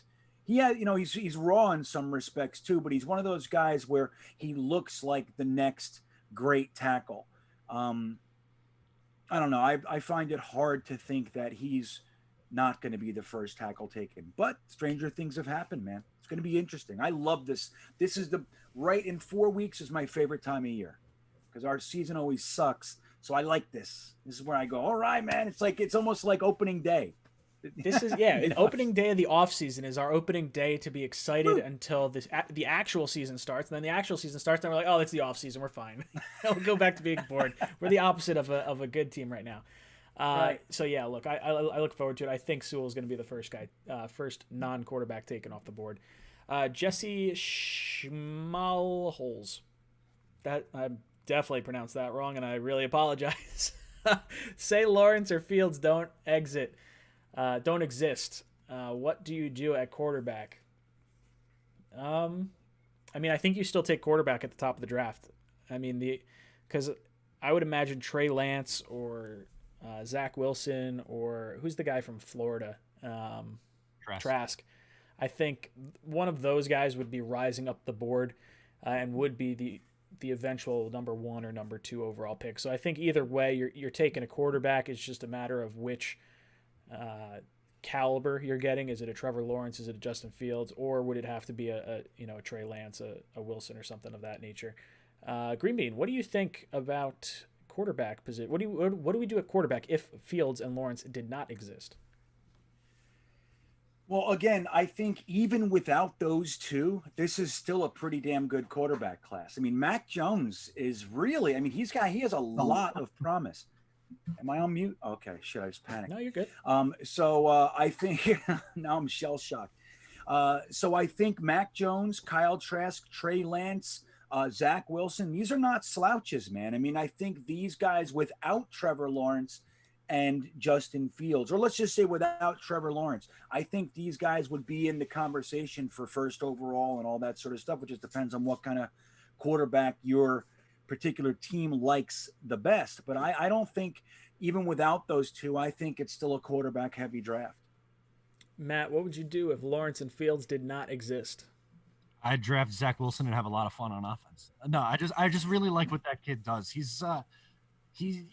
can get to trouble forcing the ball. He's not a perfect prospect, but he gives me gunslinger vibes. He's running around, throwing at all different kinds of arm angles. I think if he gets with a really good coach, someone can get a ton out of him. I really like him a lot. I think he's going to be intriguing at the next level. It's all circumstantial, right? Like, right. Go off on a little bit of a tangent here for a second. It's going to loop back. Yeah, go for it.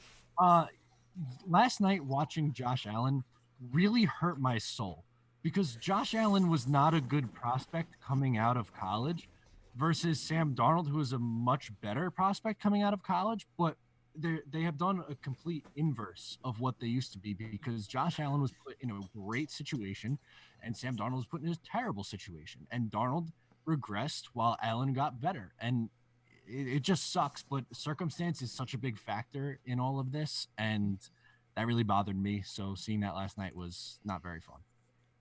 Yeah, Allen looks like someone asked me, actually no, I believe it was on Jet Nation. I don't know, Green Bean, if you saw this. Who are your top 5 quarterbacks in the NFL right now? And when I'm listing them, I'm thinking, okay, I'm going Mahomes, I'm going Wilson, I'm going Rodgers, Watson. And then I get to 5 and I'm like, it might be Josh Allen. I don't know. There's probably 3, maybe 4 guys that you could have there. Lamar Jackson, I could see people putting in. Let's talk about that a little bit. Matt, what would you say your top 5 quarterbacks would be right now in the NFL? That's talk about put you on the spot. I know. Greenbean, if you think you can answer it maybe a little bit easier, you want to go first? Well, I can because you already did my list, so there's that. But I wouldn't put Josh Allen there. I think you still have to look like some of the old guard. I mean, Ben Roethlisberger is looking pretty good this year. I mean, he had a rough day the other day from what I saw, but those guys are still putting up numbers. But I think Mahomes, Wilson, I don't know. I think he's a candidate for MVP. Kyler Murray, even though he's had a little bit more of a rough patch, I think he's in there above Allen. That is not to take a shot on Allen. I am resistant. I'm having a hard time. Like Matt said, I find it difficult to say that he's good. But yeah, I don't know. I think that the top 4 is just like you. I might even go with Big Ben or Brady. Matt, what do you think about the top 5 quarterbacks in the NFL right now? So I think 1 through 4 is pretty much a lock with Mahomes, Wilson, Rodgers, Watson. Kyler Murray's creeping up there for me, man. I think that kid's really special. Allen's probably close to the top 10 right now too, which is that's a scary thing. I don't know. Maybe you guys made a good case for Roethlisberger too. He's got to be at minimum or at worst 6. So maybe I'd go Roethlisberger, then Kyler, then Allen, something like that. So I'll go. I just pulled up Pro Football Focus, and I want to see what they think of the top quarterbacks for their grading. They have Rodgers at 1 with a 94.7. Patrick Mahomes at number 2, 93.3. So those guys are both like kind of close in score. It takes a little bit of a drop down. 91.1 would be Watson. And Wilson comes in at 4, 90.3. Take a guess at who's number 5 on that list. Is it Allen? Nope. Okay, good. It's Tom Brady. Tom Brady's at 5 right now with an 89. Ryan Tannehill at 6, 88.1. Josh Allen comes in at 7, 87.7.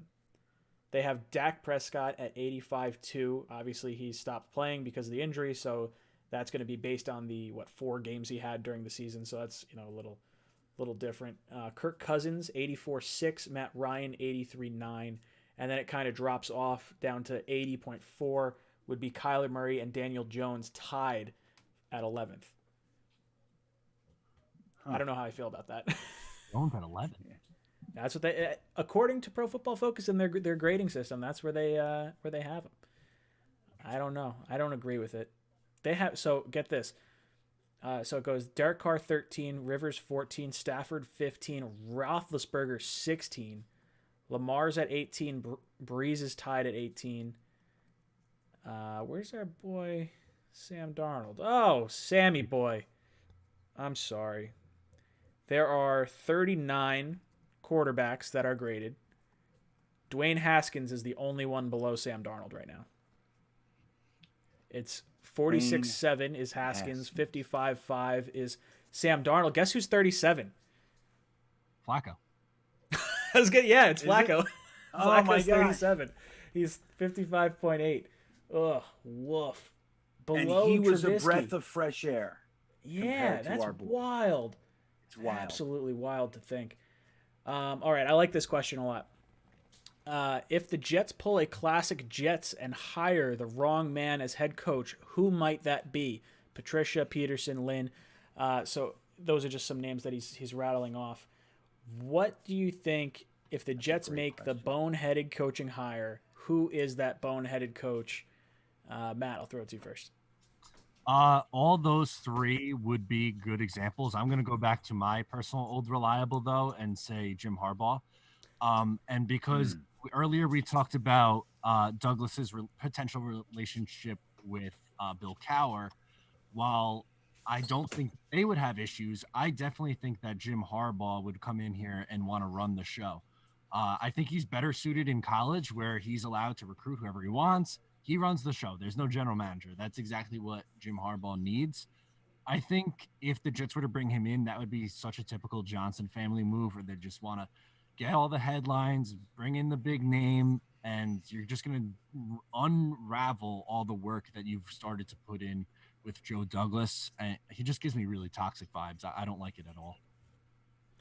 Green Bean, who would you think the Jets could hire as the most Jets sort of coaching hire? Okay, number one, that's a killer question. I want you to know this is a very interesting way to look at it. It's like, from the obverse side, it's really neat. And now I think all the names like Patricia and O'Brien, all those guys are, that's a good batch, but I don't think there's any chance that any of those guys are hired. I just don't see it as real. So let's go with somebody who I see as a legitimate possibility, who I think would be a train wreck, and that's Eric Bieniemy. That's who I think. If I'm picking one name, part of me wants to pick Harbaugh because I could see that that is like the stereotypical Jets move. It's a popular name. We flirted with him in the past. It's supposed to be sold as a franchise changer, a culture changer. I'm still in the camp of I would take Jim Harbaugh. Now, it's probably not a long-winded thing. My list is still probably Cowher above that. But I would say if there's if I'm going different, Bieniemy is a good one. I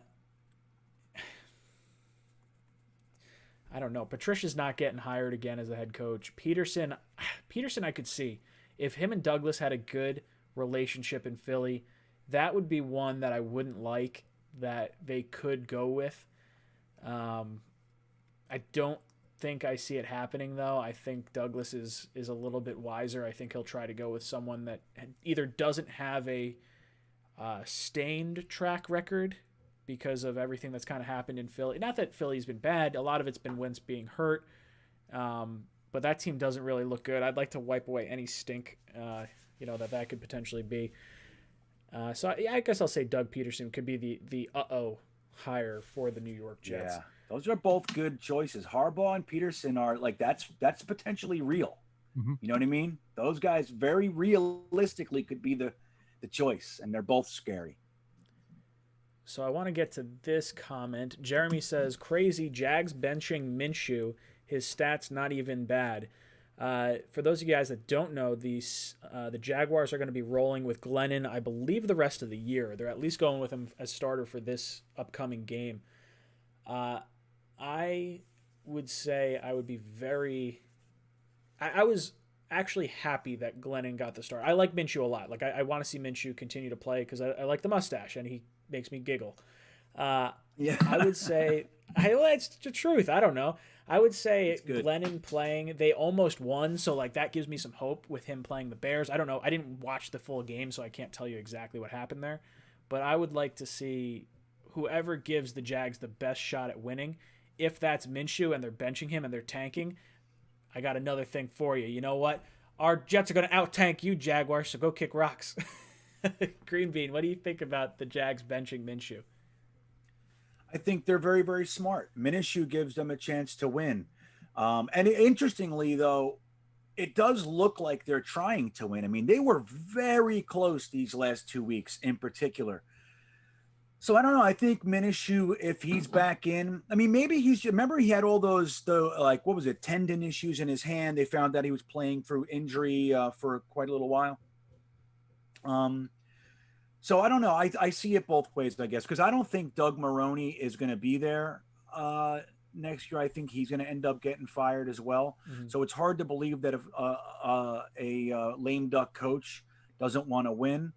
So I'm talking myself in the circles here. I just refuted my own comment.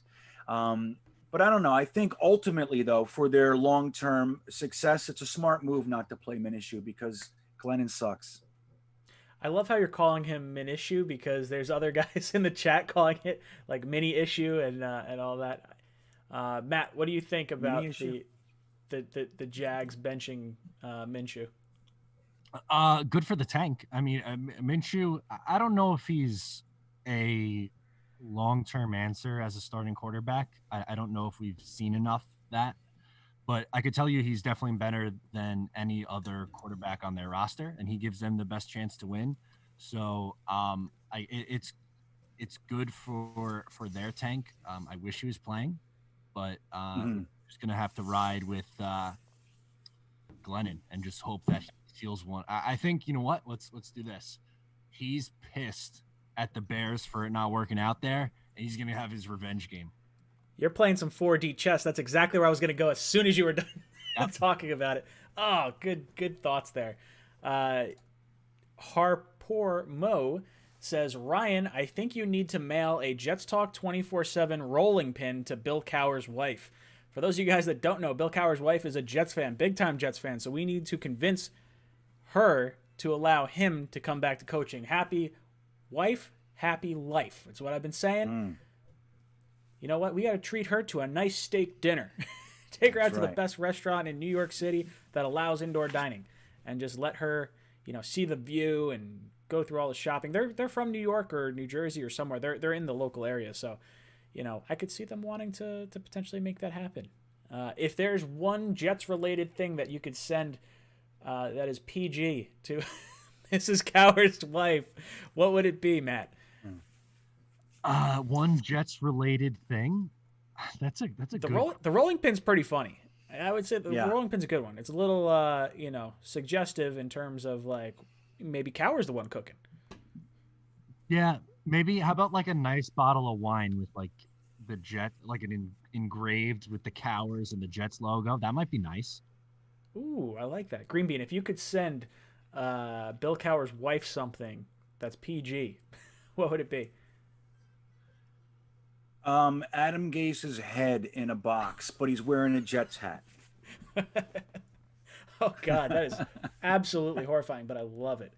All right, Shake and Bake coming through with a bunch of good questions. I'm sorry I didn't go through all your questions, but you had a few good ones tonight. I know this is negative, but what is the worst case scenario for this offseason? Worst case scenario right now for me is the Jets. You know what? Even if the Jets get the third pick, they're still going to be getting a quarterback. Like, I don't see Cincinnati trading out of their pick to allow someone else to get Sewell. So, worst case scenario for me, Adam Gase is retained. We decide Sam Darnold is the guy of the future. It just didn't work out because we didn't have enough pieces. That would be the ultimate worst case scenario for me. Green Bean, what do you think? Dude, I just got a little bit, like when you get a little bit of acid reflux in your neck, you know what I mean? That's what you just did to me. Yeah, that was, I think, I agree. That's bad. Matt, what do you think about the worst case scenario for the Jets offseason? It's probably what you just laid out, but I'm going to go a different direction just to add to the conversation. I would say not getting the first pick, hiring either Harbaugh or Patricia, Bill O'Brien, someone like that, and just pretty much not spending in free agency or not spending wisely in free agency. That would be frustrating.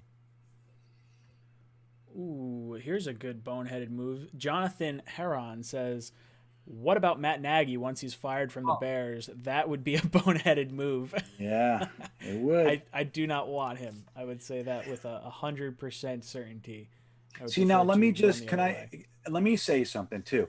2 years ago, Matt Nagy was in the same conversation with Sean McVay of the guy that teams want to get. He was considered the hot guy. He was doing great and blah. This is why I'm so tired of the Jets going down that route of getting the guy who's in large part unproven other than having, a year or two of a dynamic offense. Matt Nagy, when he first came to the Bears, was literally in the same conversation. It was him and McVay. This is the future. He's going to get fired this year. And it's only 2 years later. So this is what he's a great example of why a lot of the names that we're hearing, which are very, very good coaches for their position, the Jets have done this 8 times already with that guy, with the Matt Nagy of this year. And that's why I want to stay away so bad. Don't forget how old I am. Seen a lot. Matt, what do you think of Matt Nagy? Scares the life out of me. Very, very scary. I don't like that one bit. It's 2018 seems like a long, long time ago. Right? Yeah. It's a lifetime. Guys, there's a pinned comment in the top of the live chat. Should the Jets hire Bill Cowher? Go over, answer that question. We got 180 votes cast right now. If you want to get your voice heard, that poll question is going to be up for about a week. And you can get yourself entered to win some Amazon gift cards. Take a guess what the percentage is, yes and no, for this poll question as it stands right now. Matt, what do you think? I'm going to say 65% yes. Green Bean, what do you think?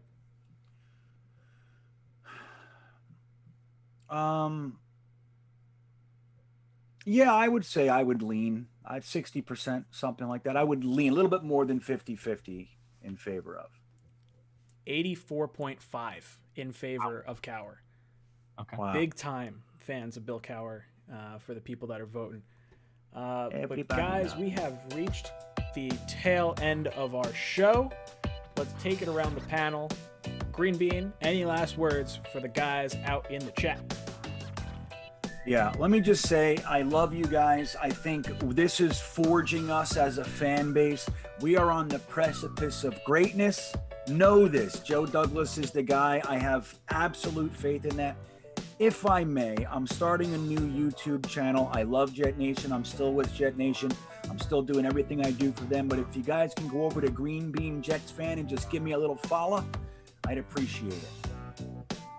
Matt, any last words for the panel? Yes, new episode of Just Jets drops tomorrow. Ton of voicemails, so I'm going to get busy recording that after this. But excited for another round of Jets therapy. And I love coming on this show every week. It's a blast talking football with you guys in the chat. Look forward to it every week. Guys, next week, Jets Media is going to be jumping on with us again. This is the first time Matt and Green Bean are hearing this. I'm just remembering that now. But we will have Jets Media on here as our fourth for next week. So, guys, we will be back here Tuesday, 8 o'clock to 10 o'clock. Let's hope for another loss, but let's hope we put a little razzle-dazzle on Jamal. I want to see him fall on his face, let Denzel Mims catch his first touchdown pass over him. Guys, my name's Ryan. I've been your pilot tonight. This is Jets Talk, signing off. Jets!